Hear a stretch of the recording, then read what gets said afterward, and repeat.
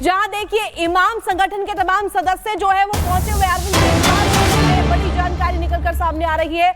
All India इमाम संगठन के सदस्य पहुंचे हुए हैं और सीएम अरविंद केजरीवाल के जिस तरीके से कार्यकाल को लेकर के भी सवाल खड़े किए थे और अब पूर्व सीएम से मिलने के लिए पहुंचे हैं इमाम संगठन के सदस्य। तो केजरीवाल से मिलने के लिए पहुंचे हुए हैं, सैलरी की मांग को लेकर के केजरीवाल से मिलने पहुंचे। वक्फ बोर्ड के इमाम को 17 महीने से नहीं मिली है सैलरी और अब सैलरी पर संग्राम जो है वो छिड़ता हुआ नजर आ रहा है। ऑल इंडिया इमाम संगठन के सदस्य मिलने के लिए पहुंचे हैं।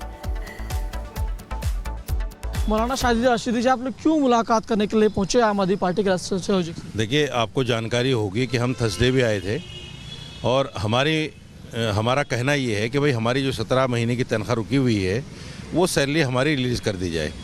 अभी आचार संहिता लगने वाली है, ये लोग तो आंख मूंदे बैठे हैं, मिलना नहीं चाहते, बात नहीं करना चाहते। अगर आचार संहिता लग गई तो उसके बाद में पेमेंट रिलीज़ नहीं कर पाएंगे ये, फिर इनको बहाना मिल जाएगा नया कि साहब तो आचार संहिता लगी हुई है, अब हम कर नहीं सकते। तो इसलिए हम इनसे ये कहना चाहते हैं कि आचार संहिता से पहले फ़ंड रिलीज़ हो जाए। उसके बाद चूँकि सीओ नहीं है दिल्ली वक्फ बोर्ड में, एक बड़ी परेशानी हमारे सामने ये भी है, हमें इत्तला मिली है कि सीओ नहीं है, तो सीओ भी जल्द से जल्द अपॉइंट करना चाहिए इनको। कितने महीने से आपका फंड नहीं रिलीज हुआ है? 17 महीने से नहीं हुआ है, 17 महीने की सैलरी बाकी है। अब बताइए 18,000 रुपये सैलरी है, 18,000 में आदमी अपने घर का गुजर बसर कैसे करेगा? और वो भी 17 महीने ना मिले, जबकि इनके यहाँ मजदूर की जो न्यूनतम मजदूरी है वो 21,000 कुछ है और हमें ये 18,000 दे रहे हैं। मुलाकात करने से पहले क्या आप लोगों ने पत्राचार वगैरह कुछ किया? पिछले 6 महीने से कोशिश कर रहे हैं और 3 बार तो तीसरी बार तो हम कंटिन्यू आ चुके हैं। पत्र का कोई जवाब नहीं आया? कोई जवाब नहीं है। और गणेश इस वक्त दिल्ली समाचार सीधे लगातार जुड़े हुए हैं, उनका रुख कर लेते हैं। गणेश, आपने बात भी की है मौलाना से, वो ये कह रहे हैं कि अब जाहिर सी बात है आचार संहिता लग जाएगी, जल्दी चुनाव की तारीखों का ऐलान होने वाला है, ऐसे फंड रिलीज नहीं होगा, सैलरी नहीं मिलेगी। इसके पहले भी देखा था हमने, 4 दिन पहले मुलाकात करने के लिए पहुंचे थे, कोई जवाब नहीं मिल रहा है। अगर जवाब नहीं मिलता है तो क्या करेंगे? देखिए, दिल्ली में कुछ दिनों के बाद तारीख घोषित हो जाएगी चुनाव को लेकर और चुनावी सरगर्मी तेज हो जाएगी। इन लोगों का साफ तौर से कहना है कि हमारी पिछले कई महीनों से तनख्वाह नहीं मिली है और जो सीईओ है वो नहीं है। इन्हीं से सीधी बात करते हैं, इनकी क्या मांगे हैं। क्या नाम है आपका और क्या मांग है आपका? मेरा नाम महफूजुर रहमान है, मैं चांदी चौक कटानी मस्जिद में इमामत करता हूँ। हम लोग सब अइम्मा हज़रात इस मुतालबे को लेकर आए हैं कि तकरीबन हमारी सैलरी जो है वक्फ बोर्ड से रिलीज़ होती है। कितने महीने से नहीं आ रही? तकरीबन 17 महीने से तनख्वाह नहीं आ रही है। तो हम लोग कई बार रब्ता किया सीएम से और लो आतिशी साहब से और केजरीवाल साहब से, गवर्नर साहब से रब्ता करके मुतालबा किया कि हमारी तनख्वाह रुकी हुई है, जल्द तनख्वाह दी जाए, लेकिन इन्होंने तवज्जो नहीं दी। आजकल वादे करते रहे, तनख्वाह नहीं मिली। तो आज हम 2 दिन पहले भी आए हैं और 4 दिन पहले भी आए थे इनसे मुलाकात के लिए। सवाल ये भी आता ना कि अरविंद केजरीवाल तो मुख्यमंत्री नहीं है, उनसे मुलाकात करके क्या उद्देश्य है? मुख्यमंत्री नहीं है लेकिन मेन जिम्मेदार यही है, ये आदेश जिसको देंगे वो सुनेगा इनकी बात। आतिशी भी समझे इन्हीं के अंडर में है, जो आतिशी को ये फरमान जारी करेंगे आतिशी इनकी बात मानेगी। तो हमारी गुजारिश है केजरीवाल साहब से कि आप फरमान जारी करें कि इमामों का जो मुद्दा है तकरीबन हम तनख्वाह बढ़ाने के बारे में नहीं करें, बल्कि हमारा मैन ये है कि वक्फ बोर्ड की तवज्जो दी जाए। वक्फ बोर्ड में सीईओ भी नहीं, लावारिस है वक्फ बोर्ड जो कमेटी के अंदर चलती है, वक्फ बोर्ड के अंदर कमेटी भी नहीं है। इमाम है। क्या नाम है आपका और क्या मांग है आपकी, क्योंकि पहले भी आप लोग आ चुके हैं? जी, मेरा नाम मुफ्ती महराजुल हक कासमी है और मैं 1988 से इमाम हूँ दिल्ली वक्फ बोर्ड का। अभी तो सबसे बड़ी परेशानी है कि हमारे चेयरमैन नहीं है। उसके बाद पता चला कि सीईओ साहब भी वहाँ से ट्रांसफ़र कर दिए गए हैं। सीईओ के बगैर कोई भी फंड रिलीज़ नहीं हो सकता। मौलाना शाहिद रशीदी हैं जो ऑल इंडिया इमाम एसोसिएशन के अध्यक्ष हैं। मौलाना साहब, आप पहले भी मुलाकात कर चुके हैं, आप कह रहे पत्राचार्य भी किया है, तो क्या रहा कि आपकी जो समस्या है उसका निदान नहीं हो पा रहा है? देखिए, समस्या हमें नहीं पता चल पा रही है। समस्या तो ये लोग मिलेंगे, मुलाकात करेंगे तभी बताएंगे ना कि समस्या क्या है। पत्राचार का जवाब मिल रहा है? कोई जवाब नहीं मिल रहा है, कोई जवाब किसी तरह का नहीं मिल रहा है। हम मुख्यमंत्री आतिशी जी से भी मिले, गवर्नर से भी मिले, एडमिनिस्ट्रेटर से मिले, जितने भी छोटे बड़े अफसर हैं सबसे मिले। कितने महीने हो गए आपकी तनख्वाह नहीं आई? 17 महीने हो गए हैं, 17 महीने से सैलरी नहीं मिल रही है और मैं समझता हूँ कि ये जानबूझकर इस तरह की हरकतें कर रहे हैं ताकि वक्फ बोर्ड से पल्ला छुड़ाएं। वक्फ बोर्ड की हालत आप जाकर देखो, जहाँ 40-50 लोगों का स्टाफ काम करता था, आज वहाँ 10-11 लोग हैं। उर्दू अकेडमी चले जाइए, उर्दू अकेडमी में 50-60 लोगों का स्टाफ काम करता था, आज वहाँ भी 8 से 9 लोग हैं। चलिए ये मुस्लिम इदारों- चलिए गणेश, बहुत शुक्रिया तमाम जानकारी के लिए। बलहार, अब खबरों में आगे बढ़ेंगे और अब बात करेंगे अवैध बांग्लादेशियों की, जो अवैध तरीके से भारत में रह रहे हैं, लेकिन अब उन्हें देश छोड़ना होगा, क्योंकि अब भारत में हर जिले में, यानी कि हर जगह पे, हर राज्य में लगातार एक्शन जो है देखने को मिल रहा है। दिल्ली से लेकर अगर हम बात करें उत्तर प्रदेश से महाराष्ट्र और असम में लगातार अवैध बांग्लादेशियों को लेकर एक्शन, और इसी पर लेकर आपको आगे देंगे पूरी जानकारी।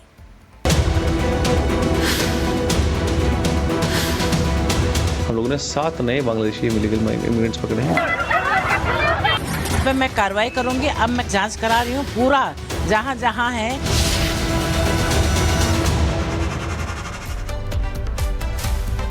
और देश में घुसपैठियों के तंत्र के खिलाफ लगातार एक्शन जारी है। दिल्ली से पकड़े गए अवैध घुसपैठियों को वापस बांग्लादेश भेजा जा चुका है। इसके बाद लखनऊ में एक्शन की तैयारी है।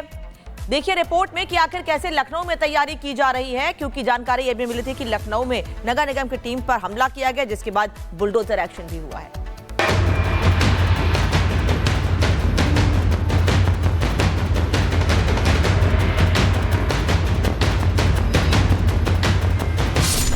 घुसपैठियों में बढ़ी टेंशन।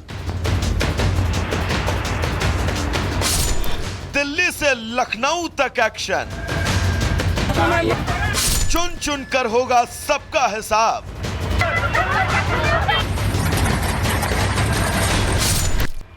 देश से घुसपैठिया होगा साफ।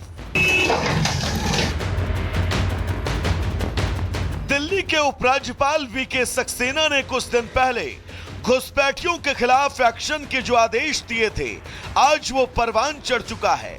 दिल्ली पुलिस घुसपैठियों पर मानो शामत बनकर टूटी है। हालात तो ये हैं कि दिल्ली पुलिस की कार्रवाई को लेकर अवैध रूप से रह रहे लोगों में भयंकर दहशत है। दिल्ली में रह रहे अवैध बांग्लादेशी नागरिकों को चिन्हित कर वापस भेजने का काम जारी है। बीते दिन विशेष चेकिंग अभियान के दौरान पकड़े गए 7 बांग्लादेशी नागरिकों को बांग्लादेश वापस भेज दिया गया। साउथ डिस्ट्रिक्ट दिल्ली पुलिस ने एक मुहिम चला रखी है, जैसे कि पूरी दिल्ली पुलिस में चल रही है, जिसके तहत इलीगल बांग्लादेशी माइग्रेंट्स पकड़े जा रहे हैं। हमारे जिले ने last week 5 illegal Bangladeshi migrants पकड़े थे। उसी केस में आगे काम करते हुए फर्दर इंटेलिजेंस डेवलप करने के बाद हम लोगों ने 7 नए बांग्लादेशी इलीगल इमिग्रेंट्स पकड़े हैं, जिसके अंदर 5 महिलाएं और 2 पुरुष हैं। और इनसे बांग्लादेशी आईडीज मिली है। इनको फर्दर वेरिफिकेशन के बाद डिपोर्ट कर दिया गया थ्रू FIR। ऐसा नहीं है कि बांग्लादेशी घुसपैठियों से दिल्ली की जनता ही त्रस्त है, बल्कि देश के बाकी हिस्सों में भी हाल कुछ ऐसा है। यूपी की राजधानी लखनऊ में बांग्लादेशियों के आतंक की एक पानगी देखिए। वहां अतिक्रमण हटाने गई नगर निगम को ही इनकी भीड़ ने निशाना बना लिया। हालात तो ये हो चले कि टीम में मौजूद लोगों को अपनी जान बचाकर वहां से भागना पड़ा। नगर निगम की टीम जो है एक अपना अभियान चला रही थी, तो कुछ जो लोगों ने उनकी टीम के ऊपर हमला भी किया है। अब भी नगर निगम की तरफ से FIR कर दी गई है। पुलिस जो है जल्दी से जल्द उनकी गिरफ्तारी करेगी, जो भी इसमें दोषी रहे हैं, और सख्त से सख्त कार्रवाई की जाएगी इसमें। नगर निगम की टीम पर हुई पत्थरबाजी और हमले का बांग्लादेश कनेक्शन सामने आने के बाद से लखनऊ की महापौर बेहद सख्त हैं और मामले को गंभीरता से लिया। उनका साफ कहना है कि लखनऊ में सब बर्दाश्त नहीं होगा। इस पे मैं कार्रवाई करूंगी। अब मैं कल से जांच करा रही हूँ पूरा, जहां जहां है। कुछ लोगों ने कहा हम आसाम के हैं, तो मैं उनकी लिस्ट मांगूंगी, वो गांव का नाम लिखूंगी और आसाम के मुख्यमंत्री से बात करूंगी, लिस्ट भेजूंगी कि ये जांच करें। बिजली विभाग ने कैसे उनको कनेक्शन दिया, लाइट का कनेक्शन दे रखा है। पूज्य महाराज जी की सरकार है, और महाराज जी की सरकार पे एक महिला अधिकारी पे हमला होगा, तो इसको तो महाराज जी बिल्कुल सहन नहीं करेंगे। तो मैंने तुरंत जो 50 लोगों का वहां पे झुग्गी झोपड़ी थी, सबको देख करके तुरंत बुलडोजर चलवाया और तोड़ के सबको बाहर किया। फिलहाल घुसपैठियों के खिलाफ कड़े एक्शन लेने का जो सिलसिला देश की राजधानी से शुरू हुआ, अब उसका असर देश के बाकी हिस्सों में भी देखने को मिल रहा है। देश के कई राज्यों में सरकारें अवैध घुसपैठियों के खिलाफ या तो मुहिम शुरू कर चुकी हैं, या फिर उसका ब्लूप्रिंट तैयार है, जहां आने वाले समय में और भी बड़े स्तर पर बांग्लादेशी घुसपैठियों के खिलाफ एक्शन देखने को मिल सकता है। Bureau report, Republic Bharat. देखिए हमारे साथ कोमल जुड़ गई है, जानकारी उनसे ले लेते हैं। कोमल, देखिए जिस तरीके से अगर कहे अवैध घुसपैठ को लेकर के दिल्ली पुलिस का जो चाबुक है वो चलता हुआ नजर आ रहा है। इसके अलावा स्पेशल ड्राइव चला करके तमाम जो बांग्लादेशी घुसपैठिए हैं उन्हें यहां से चुन चुनकर पहले तो पकड़ा जा रहा है, फिर डिपोर्ट किया जा रहा है, यानी कि मुहिम साफ है यहां पर। बिल्कुल, देखिए अवैध बांग्लादेशियों के खिलाफ लगातार पुलिस प्रशासन जो है वो पूरी तरह से एक्टिव नजर आ रही है। उनका अभियान चलाया जा रहा है, डोर टू डोर ये अभियान जो है वो चलाया जा रहा है। लेकिन इस बीच अगर बात करें तो देखिए साउथ दिल्ली से बाकायदा 7 लोगों को हिरासत में पहले लिया गया। उनकी पहचान जो हुई वो बांग्लादेशी सिटीजन के रूप में हुई, जिसके बाद उनको जो है बाहर बांग्लादेश जो है वो डिपोर्ट कर दिया गया। यहाँ तक कि कुछ लोगों से जब पूछताछ की गई जिन पर संदिग्ध जो थे, जिन पर आरोप साबित हुआ कि वो बांग्लादेशी सिटीजन है, तो देखिए साफ तौर पर उन्होंने अपने रूट को भी बताया कि किस तरह से वो पहले जंगल में जाते हैं, जंगल के जरिए जो है वो ट्रेन पकड़ते हैं और उसके बाद जो है वो भारत भी प्रवेश करते हैं, उसके बाद अपने पूरे परिवार को लेकर के आते हैं। इस तरह की बातें जो है, इस तरह के बयान भी जो वो बांग्लादेशी सिटीजन है वो देते हुए नजर आए हैं। बाकायदा उन्होंने पूरा रूट अपना बताया था और इसी को लेकर के देखिए अगर हम दिल्ली पुलिस की बात करें या अगर हम लखनऊ की बात करें तो देखिए लगातार हर जगह जो है ये ड्राइव जो है वो पूरी तरह से चल रही है, एक्टिव हो गई है पुलिस पूरी तरह से। अगर हम बात करें कालिंदी कुंज इलाके की बात करें, रघुपुर इलाके की ही बात करें,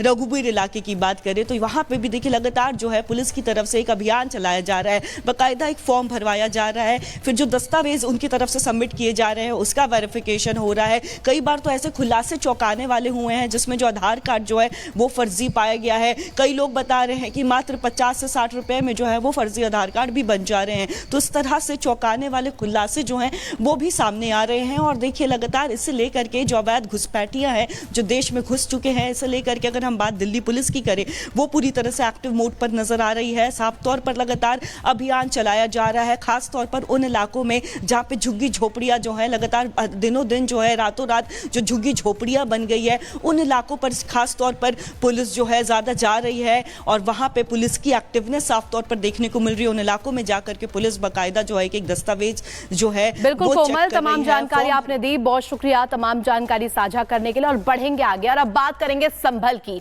जहां देखिए पहले तो सर्वे और संभल में सर्वे के बाद हिंसा भड़की और हिंसा के बाद अब एक पॉलिटिकल रेस यहां पर देखने को मिल रही है, राजनीतिक एक रेस यहां पर एक होड़ मच गई है तमाम राजनीतिक दलों के बीच, जहां संभल तमाम दल पहुंचना चाहते हैं। पहले भी हमने देखा समाजवादी पार्टी, इसके बाद कांग्रेस और एक और बार समाजवादी पार्टी ने इस तरफ रुख बढ़ा दिया है। इसीलिए हम कह रहे हैं संभल पटसन सियासी पर्यटन, दिखाएंगे खबर इसी पर ही।